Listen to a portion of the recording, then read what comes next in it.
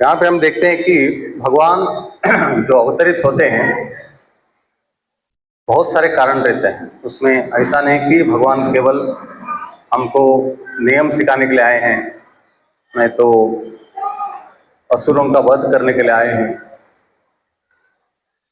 वो तो करते ही हैं, उसके साथ साथ उनका उद्देश्य जो है, मेन जो उद्देश्य है, जीव के हृदय में प्रेम को जगाना। भगवान के प्रेम जो है हमारे हृदय में है, वो सुप्त अवस्था में है, क्योंकि सब भगवान का अंश है, लेकिन हम लोग भूल चुके हैं। उसको जगाने के लिए भगवान आते हैं, कुछ लीलाएं करते हैं, और ऑलरेडी भक्त है, भगवान का भक्ति कर रहे हैं, उनको आनंद प्रदान करने के लिए आते हैं। भक्ति तो कर रहे हैं, साथ साथ भगवान का लीला देख के वो आनंदित हो जाते हैं। और श्रद्धालुओं के हृदय में भक्ति प्रदान करना। भगवान के प्रति श्रद्धा है, लेकिन वो आधो श्रद्धा का रूप में है, अभी तक वो निष्ठा में बदला नहीं है।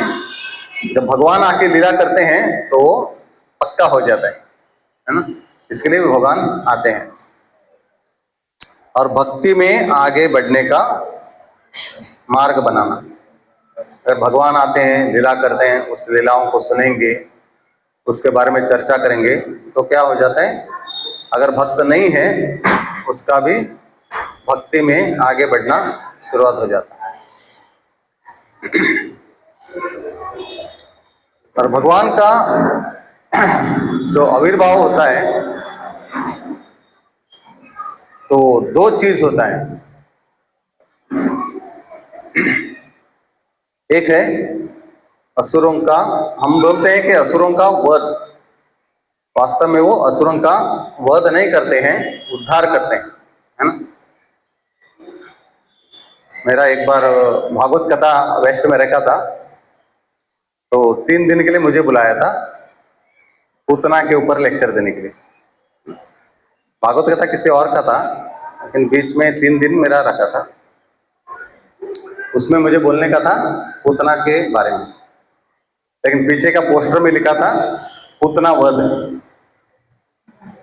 तो मैंने पहला पोस्टर देखा तो उनको बोला पूतना वध नहीं है, पूतना उद्धार होना चाहिए। भगवान किसी का वध करता है तो वो उनको उद्धार करते हैं। तो यहाँ पे हम देखते हैं, एक तो असुरों का उद्धार करते हैं, शुद्धिकरण होता है असुरों का, और वो भगवान के धाम चले जाते हैं। दूसरा है अपने प्रिय भक्तों को आनंद देना। अब जब भगवान के प्रिय भक्त हैं, भगवान अलग अलग लीलाएं करते हैं, तो क्या करते हैं भक्त लोग, उसके ऊपर चर्चा करते हैं, उसके ऊपर भागवत कथा होती है, कथा में आके बैठते हैं और आनंद लेते हैं। जैसे यहाँ पे उदाहरण में हम लोग देखते हैं,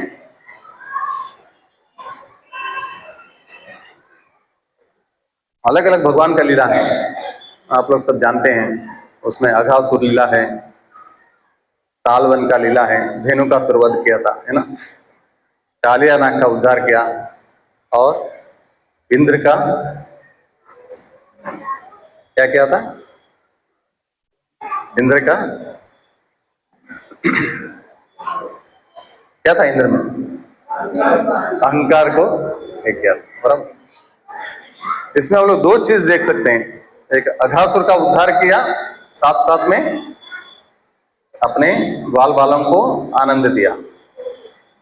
और तालवन में क्या होता है, धेनु का सुर, तालवन में ताल का फ्रूट्स है, फल है, खाने के लिए गोप लोग जाते तो धेनु का सुर उनको जाने नहीं देते थे। तो ये लोग सब कृष्ण के पास आते हैं, हमको ताल का फ्रूट्स खाने का, ताल का फल खाना है, लेकिन वहां पे धेनु का सुर है, हम लोग को जाने नहीं दिया। तो भगवान ने दो काम कर दिया, एक धेनु का सुर का वध उद्धार किया, साथ साथ बाल बालों को आनंद दिया, उधर फल खाने मिला उनको, आनंद से वो लोग फल खाए। उसके बाद उनका रास्ता एकदम सुगम हो गया ताल बन जाने का। साथ साथ कालिया नाग, यहाँ पे एक साइड से कालिया नाग को, उसका जो अहंकार को तोड़ रहे हैं उनके फन के ऊपर नृत्य करके, और वो नृत्य करते वक्त बहुत अपने भक्तों को आनंद दे रहे हैं। भक्त लोग आनंद से उनका नृत्य देख रहे हैं। यहाँ पे कालिया नाग को तो हालत खराब हो रहे हैं लेकिन लोगों को, भक्तों को आनंद दे रहे हैं, है ना। यहाँ पे एक साइड कालिया नाग का उद्धार भी होता है, दूसरे साइड भक्तों का आनंद भी मिलता है। इंद्र के अहंकार को तोड़ने के लिए भी भगवान आए थे। तब इंद्र बहुत ही परेशान हो गए थे, लेकिन बाकी ग्वाल बाल पूरा जो वृंदावन वासी एकदम आनंद में थे, क्योंकि 24 घंटा कृष्ण अपने साथ थे। ऐसा कृष्ण किसी के साथ एक पल भी नहीं रहते थे। वो लोग सब इंतजार करते रहते थे कृष्ण कभी आएंगे। लेकिन ये एक अच्छा मौका था, 7 दिन 7 रात कृष्ण सबके साथ थे, इसलिए सब लोग आनंद में थे, एक व्यक्ति छोड़ के, इंद्र छोड़ के, है ना। इसलिए हम देखते हैं भगवान जो आते हैं बहुत चीज करते हैं।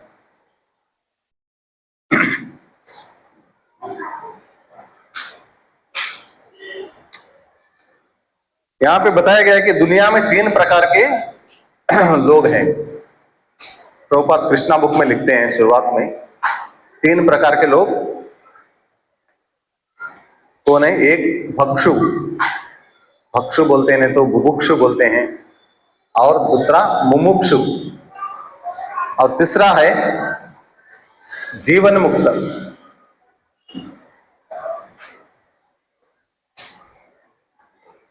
भुक्षु का मतलब क्या है, कोई बता सकते हैं? भुक्षु, भुक्षु का मतलब है भोग में रहना, जो भोग विलाप में रहता है। भोग क्या बोलते हैं उसको, इंद्रिय भोग में रहते हैं, उनको बोलते हैं भुक्षु। और मुमुक्षु जो है वो संसार में उनको कुछ चीज नहीं चाहिए, बस शांति चाहिए, और भगवान में लीन होना चाहते हैं। हम भगवान में लीन हो जाएंगे, हमको ये संसार का कुछ चीज से मतलब नहीं, उनको बोलते हैं मुमुक्षु। और तीसरा है जीवन मुक्त। जीवन मुक्त है वो भगवान के शुद्ध भक्त रहते हैं।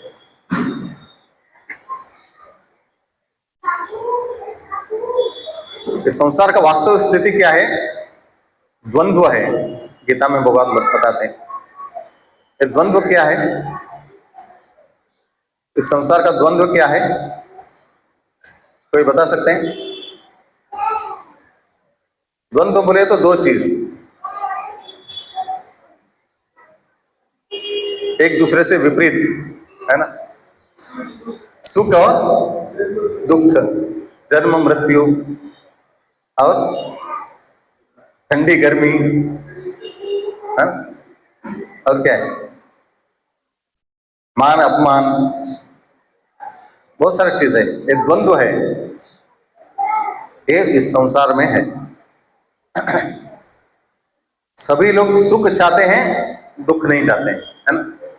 सभी, कुछ लोग को ठंडी अच्छा नहीं लगता है, और कुछ लोग को गर्मी अच्छा नहीं लगता, और कुछ लोग अपमान नहीं चाहते हैं लेकिन अपमान होता है। केवल मुझे मान चाहिए लेकिन अपमान भी मिलता है। सब लोग सुख चाहते हैं लेकिन दुख भी मिलता है।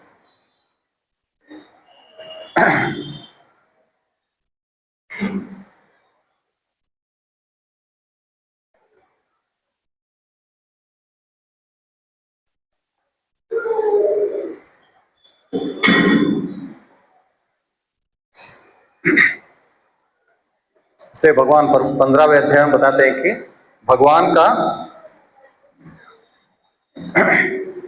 नित्य लीला का जो आस्वादन करता है वो परमानंद में रहता है।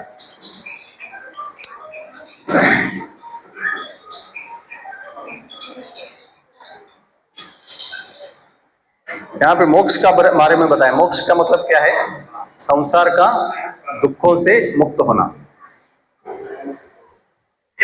इसमें एक बताएगा, अगर कोई रोगी है, रोगी को बोलेंगे, डॉक्टर लोग बोलेंगे कि आप जो है कुछ चीज आपको नहीं खाना है, आपको बहुत आप चाहते हैं उस चीज को, उस चीज को आप छोड़ना है, तो आपको ये रोग से आप मुक्त रहोगे, आप कभी आएगा नहीं। लेकिन आपका मन में क्या रहता है? वो चीज खाने का इच्छा रहती है, लेकिन नहीं खाएंगे तो आप आराम से रह सकते हैं। यहाँ पे प्रभुपाद उसका उदाहरण जो है, एग्जाम्पल जो है ये दे रहा है कि हम लोग रोग मुक्त है, लेकिन हमें जो चाहिए वो नहीं मिल रहा है। ये मुमुक्ष लोग जो है इस भौतिक संसार से दूर रहना चाहते हैं, लेकिन उनको भी आनंद नहीं मिलेगा, क्योंकि जब तक भगवान का सेवा करते रहेंगे, क्योंकि दूर रह के भगवान से लीन होएंगे तो उनको भगवान का सेवा करने का मौका नहीं मिलेगा। दुख तो नहीं आएगी उनको, लेकिन सेवा का मौका नहीं मिलेगा। लेकिन मुक्तात्मा क्या करता है? वो हर जगह पे भगवान का सेवा ही मांगता है। इसलिए बोलते हैं मुक्ति को भी वो नहीं मांगते हैं। भगवान का शुद्ध भक्त है, उनको 5 प्रकार का मुक्ति भी नहीं चाहिए। ऐसे हम शास्त्र में देखते हैं 5 प्रकार का मुक्ति है। एक है साष्टी, सारूप्य, सामीप्य और सालोक्य, सायुज्य, है ना। ये मुमुक्ष लोग जो है सायुज्य मुक्ति को मांगते करते हैं। सायुज्य का मतलब है भगवान के चरण कमल में लीन हो जाना। उसके बाद उनको भगवान का सेवा करने का मौका नहीं मिलता है।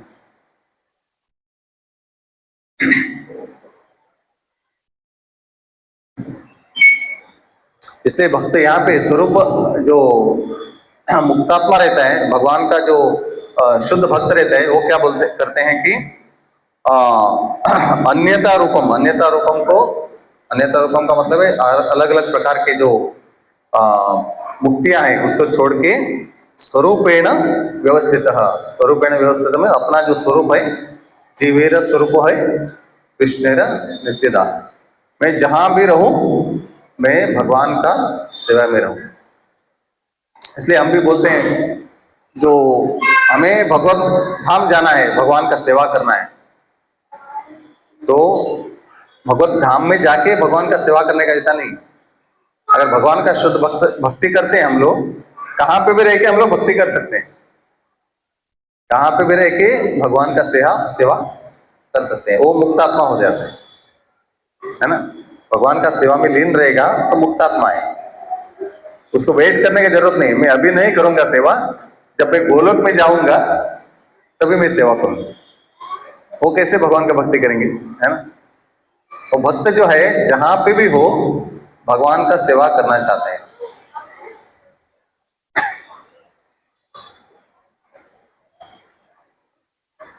और जीव द्वंद्व में तभी पड़ता है कि अपने आप को शरीर मान के बैठते हैं।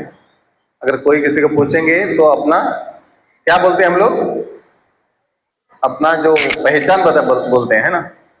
मैं फलाना फलाना हूँ, मैं एक कास्ट का हूँ, मैं अमेरिकन हूँ, मैं इंडियन हूँ, है ना। मैं गोरा हूँ, मैं काला हूँ, मैं इतना पढ़ा लिखा हूँ, मैं डॉक्टर हूँ, मैं इंजीनियर हूँ। जब ये सब उपाधि से आसक्त रहता है ना, वो अपने शरीर के स्तर पर रहता है। जब तक उसको ये सब चीज में आसक्ति है तब तक वो शरीर के स्तर से बाहर नहीं आता है। और जब शरीर के स्तर से वो बाहर नहीं आता है तभी क्या हो जाता है, उसको द्वंद्व का सामना करना पड़ता है। शरीर के स्तर पे रहेगा तो उसको लगेगा अरे मुझे अपमान कर रहा है। मान देगा तो कोई उसको बहुत संतुष्टि आ जाती है, अपमान करेगा तो उसको दुख हो जाता है, क्योंकि वो अपना शरीर, खुद को शरीर मान रहा है, और मान अपमान होता है वो शरीर को होता है। आत्मा को उससे कोई लेन देन नहीं है। आत्मा भगवान का शुद्ध अंश है।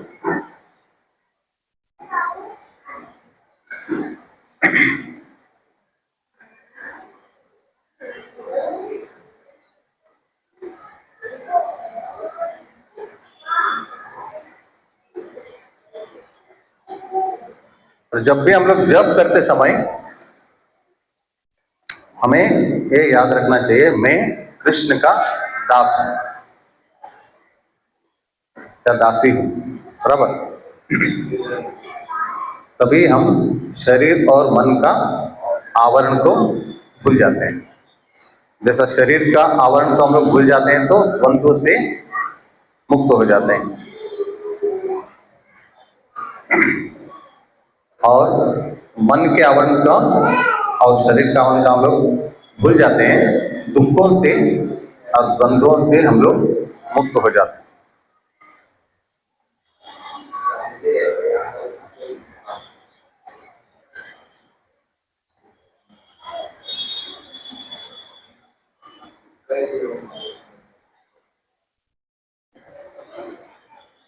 यहाँ पे एक उदाहरण बताया गया है कि कैसे भौतिक शरीर में रह के हम लोग भगवान का चिंतन करते हैं। तो भगवान का शुद्ध भक्त है, वो क्या करते हैं, हर वक्त जो है भगवान के बारे में चिंतन करते रहते हैं। मुक्तात्मा, मुक्तात्मा का मतलब ये है, जैसे हमारे जो लेवल है वो मुक्तात्मा का लेवल नहीं है। मुक्तात्मा का लेवल ऐसा रहता है, समझो अभी समझो हम सत्संग में जाते हैं, नहीं तो कुछ कथा सुनते हैं, तो उस वक्त के लिए हम लोग को लगता है कि बहुत अच्छा लगता है, लेकिन थोड़ा टाइम के बाद यहाँ से हम लोग बाहर जाते हैं, नहीं तो दूसरे जगह पे जाते हैं, तो सब कुछ भूल जाते हैं, बराबर। लेकिन मुक्तात्मा, इसका मतलब कहाँ पे भी जाएंगे, किसी भी अवस्था में रहेंगे तो भगवान को याद करते रहते हैं। और मुक्तात्मा नहीं रहेंगे अगर कोई भक्ति का कुछ, अभी समझो कि एग्जाम्पल हम लोग देख सकते हैं, अभी टीवी में हम लोग कुछ महाभारत का सीरियल देख रहे हैं, रामायण का सीरियल देख रहे हैं, नहीं तो कृष्ण का सीरियल देख रहे हैं, बहुत आनंद आता है हमको। उसके बाद हम लोग तुरंत क्रिकेट का लगाएंगे उसमें, नहीं तो फिल्म लगाएंगे, सीरियल लगाएंगे, वो भी देखेंगे, उसमें भी आनंद लेते हैं हम लोग, है ना। एक जगह से हम लोग भगवान का भी सुन रहे हैं, उसमें भी आनंद ले रहे हैं, एक जगह से दूसरा सीरियल भी देख रहे हैं, क्रिकेट भी देख रहे हैं, पिक्चर भी देख रहे हैं, उसमें भी आनंद ले रहे हैं। दोनों तरीके से हम लोग आनंद ले रहे हैं। इसका मतलब हम पूर्ण रूप से भक्त नहीं बने हैं, है ना। हम मुमुक्षु भी नहीं है, हम अभी तक मुक्षु में है, है ना। पहला लेवल में हम लोग खड़े हैं। हम एक चीज से हमको अपने आप को माप सकते हैं, हम कितने लेवल के भक्त हैं। और हर एक व्यक्ति इसमें जो मुक्तात्मा रहता है, भगवान का शुद्ध भक्त रहते हैं, उसको किसी में रुचि नहीं रहता है, केवल भगवान का भक्ति, भजन और सत्संग, उसमें रुचि रहता है। हर एक टाइम वही बात करते रहेंगे, उसी जगह पे जाते रहेंगे। ऐसे लोग हैं, उनको बोलते हैं मुक्तात्मा। समाज में रहेंगे, सबके साथ रहेंगे, लेकिन बात उनसे, कुछ भी बात हम लोग करेंगे तो वहां से निकलता है वो। आज कम से शास्त्र पढ़ा आपने, आज कम से श्लोक पढ़ा, आज कुछ कीर्तन सुना है क्या, कुछ भी बोलेंगे वो उसके रिलेटेड ही रहेगा। तो हम समझ सकते हैं ये व्यक्ति जो है ये मुक्तात्मा है, ऐसा समझ सकते हैं।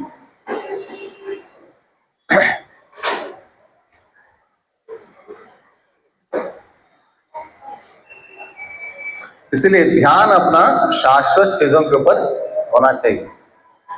शाश्वत चीज क्या है? आत्मा शाश्वत है, शरीर नश्वर है। लोग शरीर के लिए सब कुछ करते हैं, इसलिए भगवान ने गीता में दूसरा अध्याय में यही कुछ सब कुछ बताया है। दूसरा अध्याय में पूरा भगवद गीता भगवान ने अर्जुन को बता दिया था बाद में उसको विस्तार से वापस 18 अध्याय तक कृष्ण बताते हैं। वे बोलते हैं शरीर के लिए बहुत कुछ करते हैं जो नश्वर है, और आत्मा के लिए कुछ भी नहीं करते जो शाश्वत है। हमें जो शाश्वत है उस चीज के लिए करना चाहिए।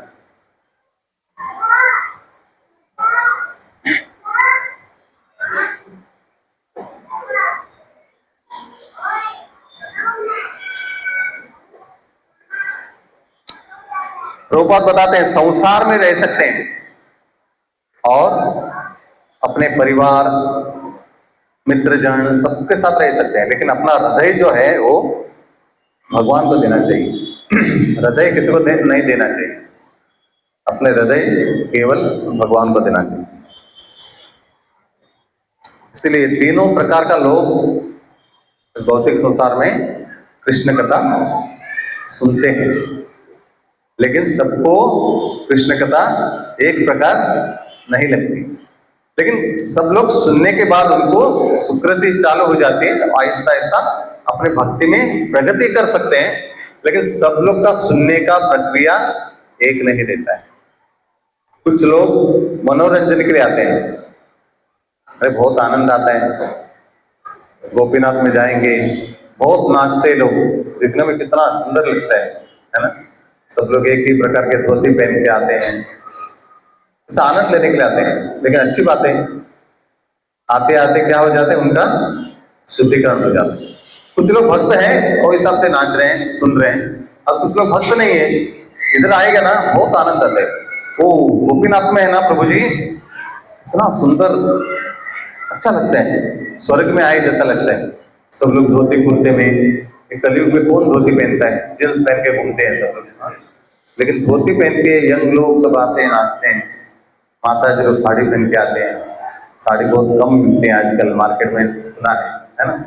साड़ी का सेल कम हो गया है, साड़ी कम पहनते हैं। लेकिन मंदिर में सब लोग साड़ी, ज्यादा करके 80% लोग हरे कृष्णा वाले साड़ी पहनते हैं, है ना? तो हम देख सकते हैं कि अच्छा लगता है। उसके बाद बोलते हैं प्रभु जी ये प्रसाद बहुत अच्छा मिलता है। अरे कांदा लहसुन भी नहीं डालते हैं, फिर भी कितना अच्छा बनाते हैं प्रसाद। कुछ लोग प्रसाद खाने के लिए आते हैं, है ना। कांदा लहसुन का हम लोग घर में नहीं खा सकते प्रभु जी, लेकिन गोपीनाथ में बहुत अच्छा बनता है।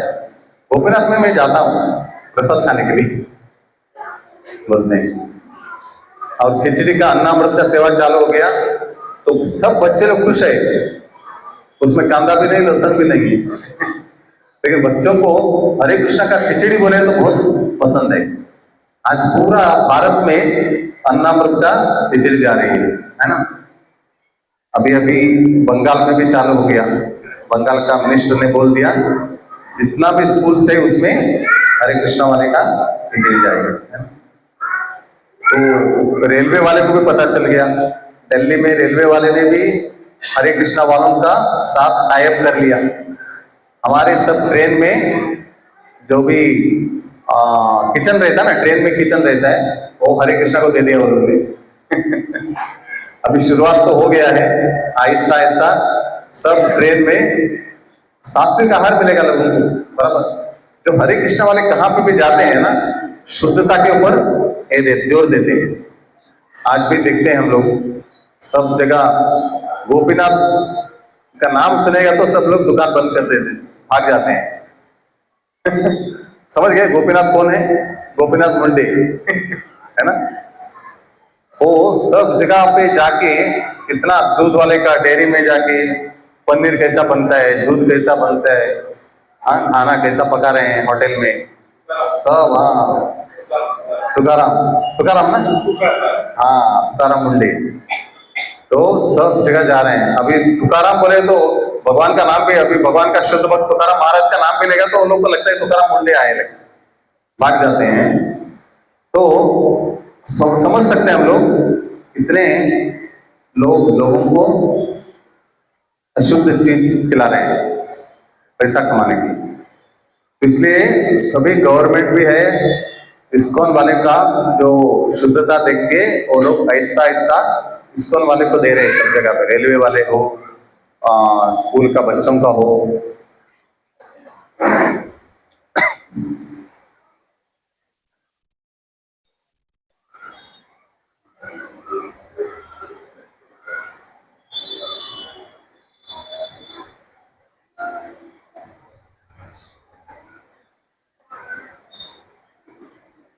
ये भक्ति एक ऐसा चीज है जो उपदेश अमृत में हम लोग एक श्लोक आता है, उसमें बताया गया है कि जब शुरुआत में हम लोग करते हैं तो हम लोग को लगता है कि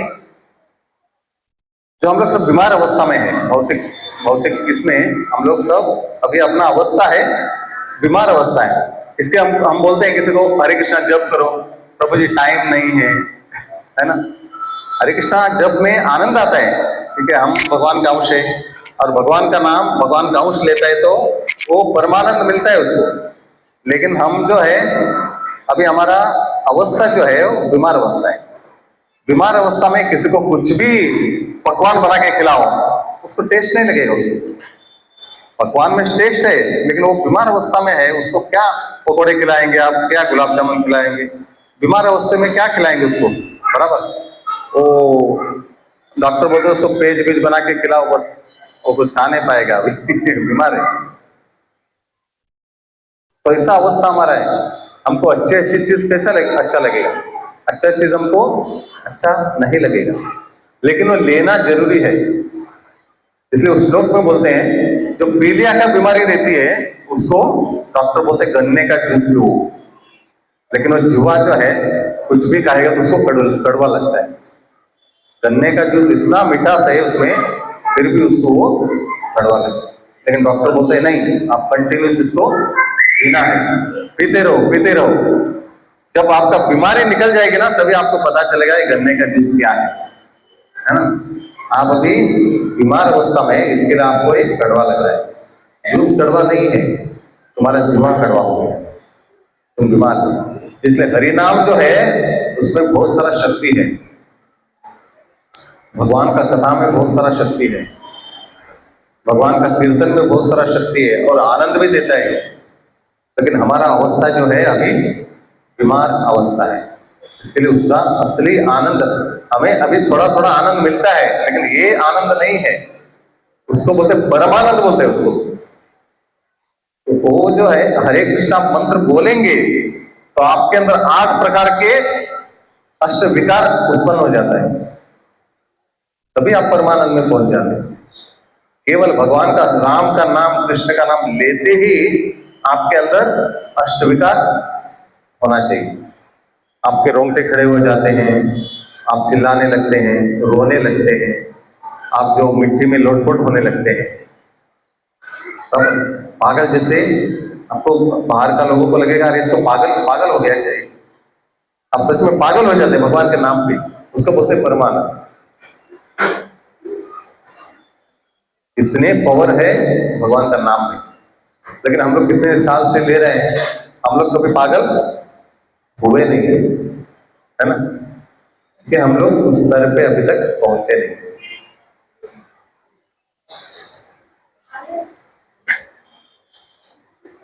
लोग बोलते हैं अरे हरे कृष्णा में गया पागल है क्या तुम, बोलते हैं, लेकिन हम लोग हुआ नहीं भाई, हमको होने के लिए आए हैं लेकिन अब तक हुए नहीं है आप बोल रहे हैं पागल हो गए।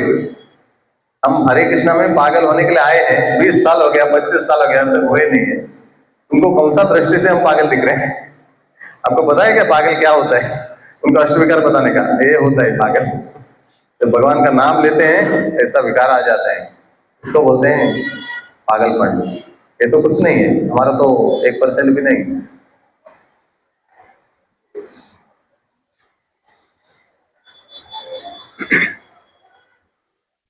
कठिनाई कुंती महारानी बोलती है मुझे दुख दे दो, है ना, तभी भगवान का याद करेंगे। तो नारद मुनि भी भगवान से पूछते हैं आपने क्या ऐसा जादू किया है? पांडव लोग जो है आपके पीछे पीछे रहते हैं, आप इतना दुख दिया उनको, इतना दुख दिया है और साथ साथ में रहते हैं आप उनका। हमको दुखा है तो हमको भगवान को पुकारना पड़ता है, भगवान अपने साथ में है नहीं, है ना। मंदिर में जाते हैं, मूर्ति के सामने, फोटो के सामने हम लोग रोते हैं जाके, लेकिन यहाँ पे कृष्ण बाजू में है ना, और घर के आदमी है, कुंती महारानी जो है, उनके भाई वसुदेव, वसुदेव का पुत्र कृष्ण, रिलेशन कितना नजदीक है ना। भाई का लड़का है ना। और ये लोग क्या पिताजी का जो बहन होते हैं, बुआ क्या बोलते हैं उनको, बुआ के लड़के लोग हैं, कृष्ण के बुआ के लड़के लोग हैं ये सब। और इतना प्रेम करते थे, इतना प्रेम करते थे उनको, मेरा बहन को मुझे अर्जुन से विवाह कराना है, तो क्या क्या करना पड़ा उनको, है ना। तो सुभद्रा को कृष्ण से विवाह कराने के लिए झूठ बोलना पड़ा, और अर्जुन को भी साधु के वेश में आओ और उठा के लेके जाओ, क्योंकि उनका इच्छा था कि अर्जुन से ही मेरा बहन का विवाह होना चाहिए। इतना रिलेशन है उनके अंदर, एक ही फैमिली का हो गया सब, फिर भी इतनी तकलीफ, जितना पांडवों को तकलीफ है उतना कौरवों का आए नहीं, है ना। बहुत सारा तकलीफ है। और कुंती महारानी पूरे अपने बच्चों के ऊपर निर्भर थी। पांडु महाराज तो चले गए थे,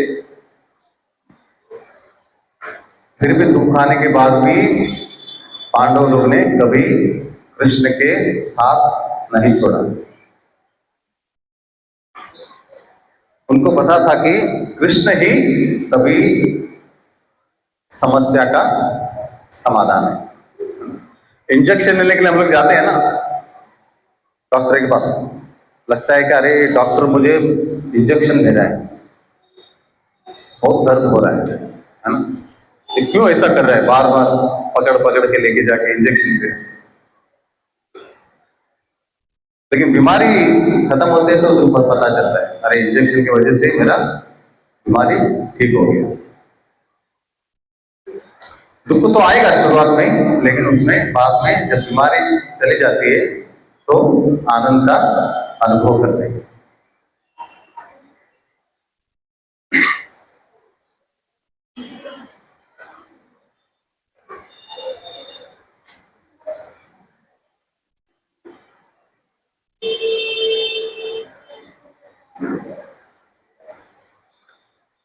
इसीलिए जो श्रीमद् भागवतम में तीन ही चीज के ऊपर चर्चा हुई है। तीन चीज क्या है श्रीमद् भागवतम में? एक भगवान, भक्त और भक्ति। इसके अलावा श्रीमद् भागवत में कुछ भी नहीं, बराबर। बाकी शास्त्र में सब कुछ है, श्रीमद् भागवतम में तीन ही चीज है, भगवान, भगवान के भक्त, भक्ति। इसके लिए उसको बोलते हैं अमल पुराण, है ना। इसमें बाकी सब चीज को निकाल दिया है, एकदम शुद्ध भक्ति के बारे में, भक्तों के बारे में और भगवान के बारे में बताया।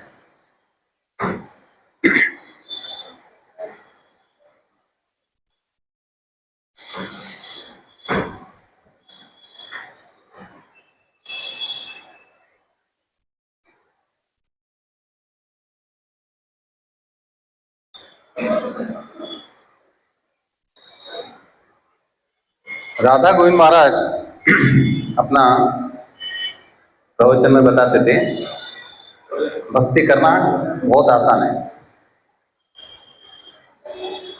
भक्ति करना कितना आसान है वो बताते हैं। श्रवण करना सबसे पहला चीज है भक्ति में, श्रवण करना। जब तक हम लोग श्रवण नहीं करेंगे तो चिंतन भी नहीं कर सकते, हम लोग कीर्तन भी नहीं कर सकते, है ना। तो श्रवण करेंगे तो ही कीर्तन करेंगे। अभी हम लोग भजन गाते हैं, कैसे गाते हैं? हमने श्रवण किया तभी तो हम लोग गाते हैं। कुछ बताते हैं, लेक्चर देते हैं, कैसे देते हैं? हमने श्रवण किया तो हम लोग बोल पाते हैं। वैसे ही पहले श्रवण करना है। जब तक श्रवण करने को नहीं आता है वो कीर्तन नहीं कर सकता है, भजन नहीं कर सकता है, चिंतन नहीं कर सकता। सबसे सबका जो मूल जो ये है श्रवण करना। और श्रवण कैसा कर सकता है? यहाँ पे राधा गोविंद महाराज बताते हैं, खड़े होकर सुनो, खड़े होकर भी सुन सकते हैं, है ना। बैठ कर सुनो, बैठ के भी सुन सकते हैं, ध्यान से सुनना है। खड़े होकर भी सुन सकता है, बैठ के भी सुन सकता है, लेट कर भी सुन सकता है। कोई लेटा है क्या यहाँ पे? नहीं, लेट कर सुन सकता है, लेकिन राधा गोविंद महाराज बताते हैं कि सो मत जाना। अगर लेट कर सो गया तो नहीं सुन पाओगे, है ना।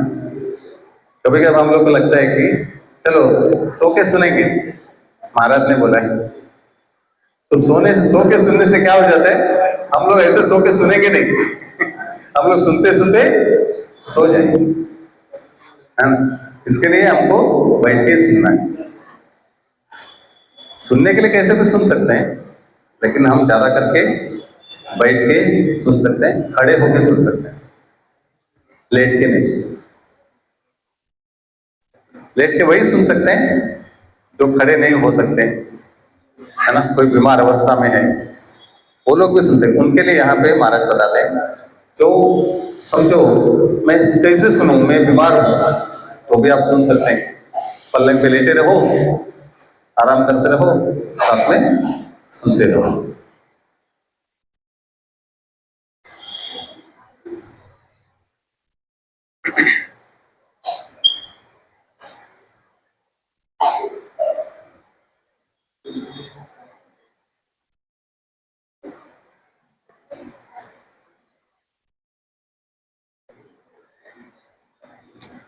एक व्यक्ति राधा गोविंद प्रभु के पास आया था, बोलता है मैं भक्ति में आने के बाद बहुत बिगड़ गया हूं। तो कैसा बिगड़ गया तो राधा गोविंद प्रभु उनको पूछा, कैसा बिगड़ा, कैसा भक्ति में आने के बाद? ऐसा कि पहले कोई होटल बुलाता था तो मैं जाता था, अब मैं पूछता हूं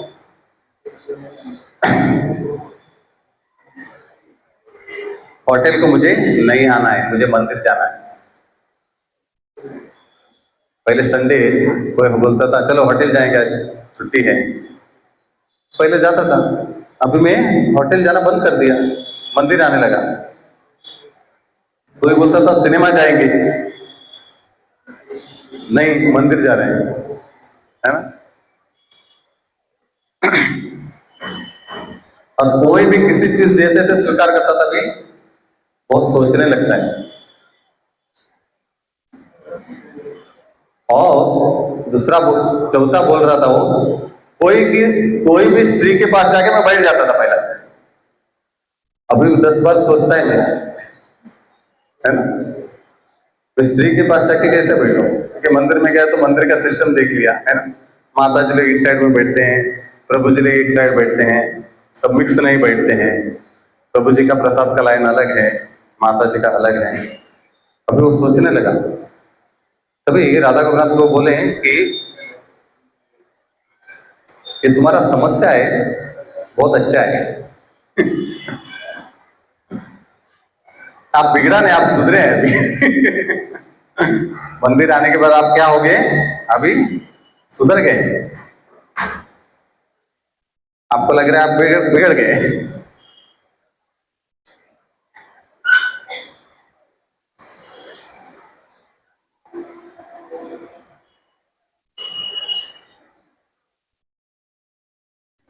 हमारे अंदर बहुत सारे त्रुटियां रहती है, लेकिन हमको दिखती नहीं है। जब भक्ति मार्ग में आते हैं तो एक एक चीज हमको दिखने लगती है। जैसा काला कपड़ा है पूरा, उसमें कोई काला डॉट लगाएगा तो दिखेगा क्या उसको? क्योंकि पूरा कपड़ा ही काला है, किधर भी डॉट लगाओ मालूम नहीं पड़ेगा। लेकिन वो कालापन निकल गया वो कपड़े से, तभी वो डॉट दिखने लगेगा। तो कपड़ा सफेद हो गया तभी वो डॉट दिखने लगता है। इसके लिए हमारे अंदर शुद्धिकरण होते होते हम जो है काले मन से, मन अपना गोरा हो गया तो अपने को लगता है अरे मैं मन में हमारा ये भावना भी था, ये भावना भी था, वो दिखने लगता है, तभी हमको समझ में आता है। इसलिए बहुत लोग को पता ही नहीं चलता है वो कितने बुरे हैं, कितने उनका जो विचार है दुष्ट है, उनको पता नहीं चलता है। जब अच्छे चीज करने लगते हैं उनको पता चलता है, अरे मैं ऐसा था वैसा था, मुझे ऐसा नहीं करना था।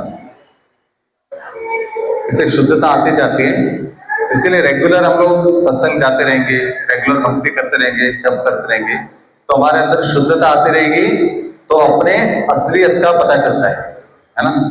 तो दिवाली आती है तो हम लोग क्या करते हैं, घर में झाड़ू पोछा मारते हैं।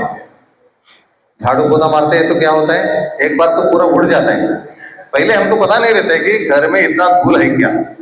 रोज हम लोग झाड़ू मारते हैं, हाँ पोता मारते हैं, लेकिन दिवाली आते हैं तो क्या करते हैं हम लोग, सब निकालते हैं। कपाट साइड में करेंगे, कुर्सी साइड में करेंगे, टेबल यहाँ पे करेंगे, वहां पे करेंगे, सब धूल निकालने लगते हैं। तभी हमको लगता है अरे इतना धूल था घर में। ठीक है, बाकी दिन हम लोग ऊपर ऊपर से साफ सफाई करते हैं। दिवाली कुछ फंक्शन आता है, घर में कुछ त्योहार आता है, कुछ आता है, तो हम लोग पूरा क्लीन करने के लिए सब कुछ निकाल निकाल के क्लीन करते हैं। तभी हमको पता चलता है बहुत सारा धूल था। लेकिन जब वो प्रक्रिया चालू रहती है तभी सब घर धूल में भर जाता है।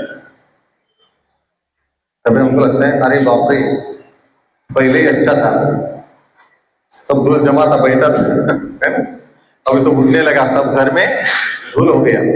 हम लोग भी भक्ति में आते हैं तो क्या हो जाता है, सब उनको अजीब सा लगता है। अरे पहले का जीवन जो है बहुत अच्छा था, खेल कूद में, पिक्चर देखने जाता था, होटल में जाता था, घूमने फिरने जाता था। अभी क्या है, मंदिर जाओ, जप करो, है ना, कथा सुनो, एक ही है, बोरिंग जैसा लगने लगता है, क्योंकि धूल उड़ रहा है अभी।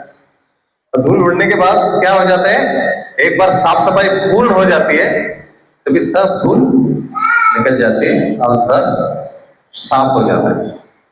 वैसे ही अपना चित्त से सब धूल एक बार निकल जाता है, बीच में आ जाता है, वो सब कुछ उड़ जाता है ना, सब मन में विचार आ जाता है, ऐसा ऐसा क्यों, ऐसा क्यों? क्योंकि धूल उड़ रहा है। तो एक बार साफ सफाई पूर्ण हो गया तो हमारा, हम निष्ठा के लेवल पे पहुंच जाते हैं। अरे हाँ मुझे यही करना है, मेरा मनुष्य जन्म जो है केवल भगवान का भक्ति के लिए ही मिला है और हम भगवान का शुद्ध अंश है। और जितना हम भौतिक शरीर के लिए करेंगे वो सब जो है नश्वर है, और आत्मा के लिए करेंगे वही अपने साथ आने वाला है। अगर ये सोच हमको तभी पक्का हो जाता है निष्ठा में जब आए, उसके बाद हम लोग थोड़ा तीव्रता से भक्ति मार्ग में जाते हैं।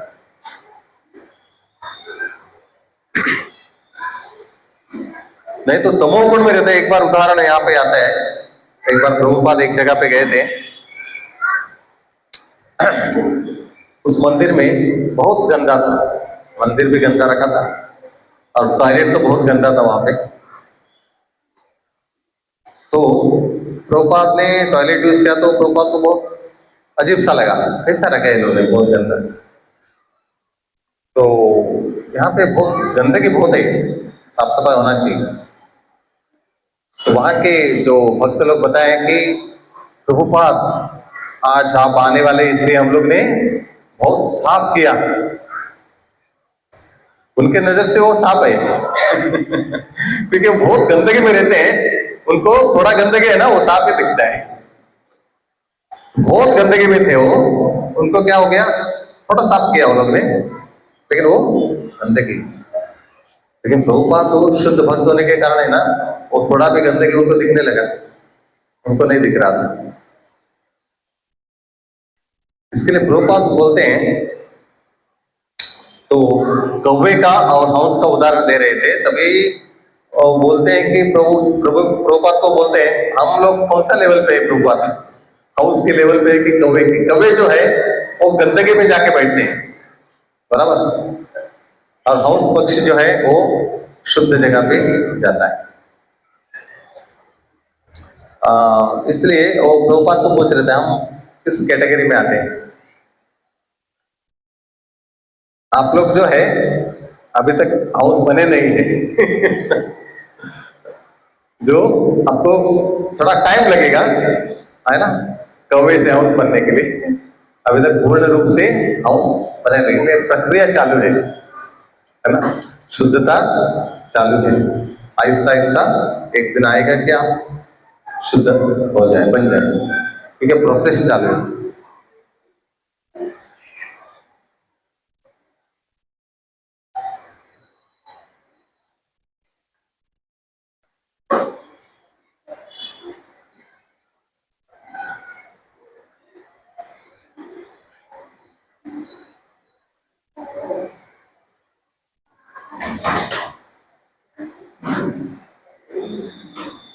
और भगवान जब भक्त के रूप में भक्तों के घर में जन्म, हम लोग बोलते हैं कि भगवान का जन्म होता है ना।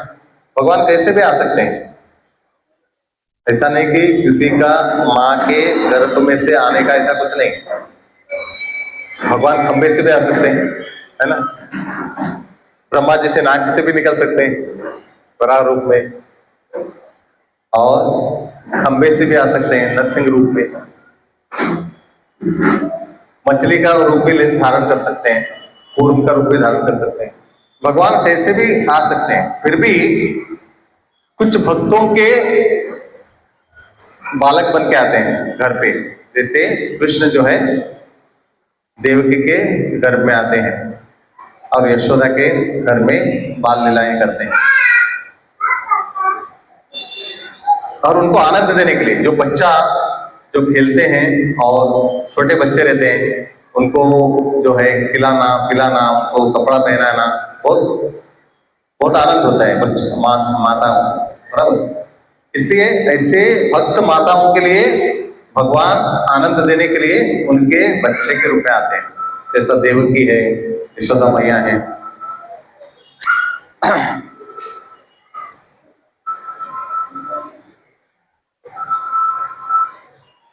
तो इसलिए हम देखते हैं भगवान जब आते हैं तो अलग अलग प्रकार के लीलाएं करते हैं। तो लीला जब करेंगे तो उस लीलाओं के बारे में चर्चा होती है, और चर्चा सुनने के लिए भक्त लोग आके बैठते हैं, तो भक्तों को आनंद मिलता है। अगर भगवान आएंगे नहीं, कुछ लीलाएं नहीं करेंगे, तो भक्त क्या सुनेंगे, है ना। भक्तों के लिए कुछ चाहिए ना, आनंद। जो भक्ति नहीं करते हैं, जो इंद्रिय तृप्ति भोग में लगे हैं, उनके लिए बहुत सारा सुविधाएं हैं, है ना। टीवी लगा के बैठेंगे वो लोग, क्रिकेट मैच देखेंगे, फिल्म देखेंगे। लेकिन भक्तों के लिए क्या है? इसलिए भगवान जो है भक्तों के लिए खास करके आते हैं, कुछ अलग अलग प्रकार की लीलाएं करते हैं। ऐसा नहीं कि भक्तों को अब ये जो राक्षस लोग हैं, दुष्ट लोग हैं, उनको मारने के लिए भगवान को स्वयं आने का कोई जरूरत नहीं, है ना। भगवान अपने धाम में बैठ के भी उनका संहार कर सकते हैं। कोई जरूरत नहीं कि उनको धरती पे आके अवतर लेके कुछ लीलाएं करना है, ऐसा कुछ नहीं। खास करके वो भक्तों को आनंद प्रदान करने के लिए आते हैं, ये हम यहाँ पे समझ सकते हैं। केवल अपने आईब्रो ऊपर करने से तो पूरा सृष्टि का संचलन ये करते हैं, क्या बोलते हैं, रक्षण करते हैं उसका, जो क्या बोलते हैं, संरक्षण करते हैं। तो हम सोच सकते हैं एक दुष्ट को मारना कितना टाइम लगेगा, है? जो खंबे में भी नरसिंह रूप में भगवान आए थे, तो उनका चैलेंज से नहीं आए थे। ऐसा नहीं कि हिरण्यकश्यप ने चैलेंज किया है, चलो मैं जाके दिखाऊंगा, नहीं, कोई जरूरत नहीं है भगवान को किसी का चैलेंज में आने की। लेकिन प्रहलाद महाराज ने बोला इस खंबे में भगवान है। प्रहलाद महाराज भगवान का शुद्ध भक्त थे, उनका बात रखने के लिए भगवान आए। ऐसा नहीं कि तुम्हारा भगवान इधर है क्या, तो बुलाओ। अगर वो नहीं है बोलते तो भगवान नहीं आते थे, नहीं वो नहीं आएंगे। अगर बोलेंगे तो भगवान नहीं आते थे, नहीं इसमें है बोले तो भगवान को आना पड़ा होता। ठीक है, बात किसका था? प्रहलाद महाराज का था। भक्तों को आनंद देने के लिए, भक्तों का जो वाणी को सच करने के लिए भगवान आते हैं। कुछ जगह पे कोई बोलते हैं भगवान के आने से आपका उद्धार हो जाएगा, बराबर। वृत्रासुर ने बोला था जो इनके लिए, कौन है, इंद्र को, जब भगवान आएंगे आपके ऊपर खड़े हो जाएंगे तभी आपका उद्धार हो जाएगा। ईंट बन के पंढरपुर में इंद्र जी पड़े थे, बराबर, वृत्रासुर का शाप से। लेकिन भगवान को उधर आना पड़ा, इंद्र का भी उद्धार करना है, पुंडरीक का भी उद्धार करना है ना। सब सोच के भगवान आते हैं भक्तों का वचन रखने के लिए। इसलिए भगवान का जन्माष्टमी जो है अभी 4 तारीख से स्टार्ट होगा।